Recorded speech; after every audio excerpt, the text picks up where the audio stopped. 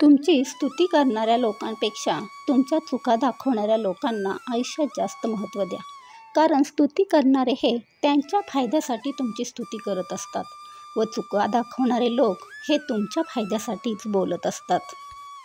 कायम एक गोष्ट लक्षात ठेवा, तुम्ही सर्वांसारखेच राहिलात तर तुमच्याकडे कोणी लक्ष देणार नाही. पण जर इतरांपेक्षा वेगळे जगत असाल तर तुम्ही गर्दीतही उठून दिसता. रोजच शुभ सकाळ म्हटल्याने दिवस चांगला जातो असं नाही, पण आपण जेव्हा कोणाला तरी शुभ सकाळ म्हणतो तेव्हा ती व्यक्ती आपल्याला समोर दिसत असते व आपल्याला ती भेटल्यासारखी वाटते. हार जीत म्हणजे जीवन नव्हे, तर जिंकणं किंवा हरणं म्हणजे जीवनाचा एक भाग आहे.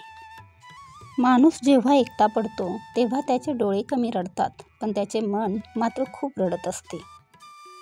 माणसाला निशब्द होण्याची वेळ तेव्हाच येते जेव्हा माणसाच्या हृदयातील भावना आणि डोक्यात चाललेले विचार यांची माणसाला योग्य प्रकारे सांगड घालता येत नाही. तेव्हाच माणूस निशब्द होतो. तुमचा चांगला स्वभावच लोकांमध्ये तुमचं स्थान निर्माण करतो, तुमच्याकडे असलेली संपत्ती नाही.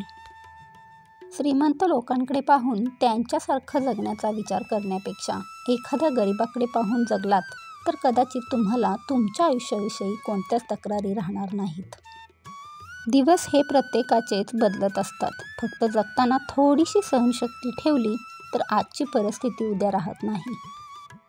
खरं दाखवण्याचा आणि खोटं लपवण्याचा कधीच प्रयत्न करू नका, कारण नियती अशी आहे की वेळ आली की ती खरं आणि खोटं या दोघांनाही जगासमोर आणल्याशिवाय राहत नाही.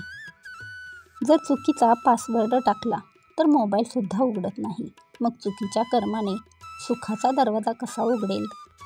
लोक जेव्हा तुम्ही काय करता असं विचारतात तेव्हा खरं तर ते तुम्हाला तुमच्या कामावरून किती किंमत द्यायची हेच ठरवत असतात.